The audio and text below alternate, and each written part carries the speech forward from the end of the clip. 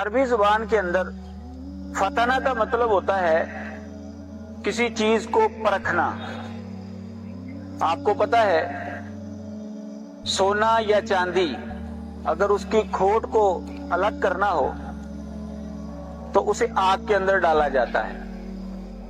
اس سونے کی چاندی کی آزمائش ہوتی ہے، عربی زبان کے اندر اس کے لیے لفظ فتنہ بولا جاتا ہے۔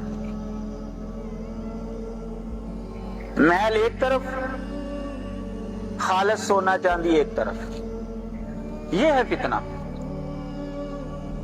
قرآن مجید کے اندر اللہ تبارک و تعالیٰ نے سورۃ العنکبوت کے اندر ارشاد فرمایا، حسب الناس ان یترکوا ان یقولوا آمنا وهم لا یفتنون، کیا لوگوں نے یہ سمجھا ہے کہ وہ ایمان کا دعویٰ کرنے کے بعد چھوڑ دیے جائیں گے؟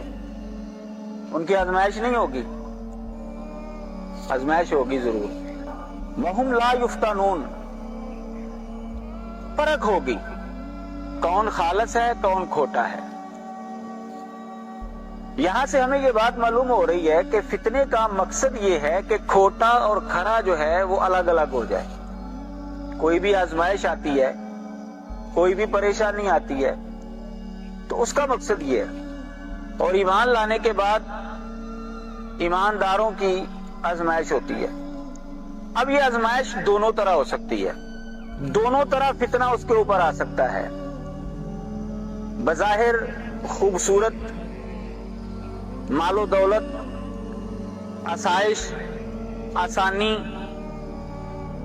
اولاد، گاڑی، بنگلہ، اچھی چیزوں کے ساتھ بھی آزمائش ہو سکتی ہے، اور جو بری چیزیں ہیں، بیماری، نقصان، جانوں کی کمی، مالوں کی کمی، پھلوں کی کمی اور اس طرح کی دیگر چیزیں، اس کے ذریعے بھی آزمائش ہو سکتی ہے۔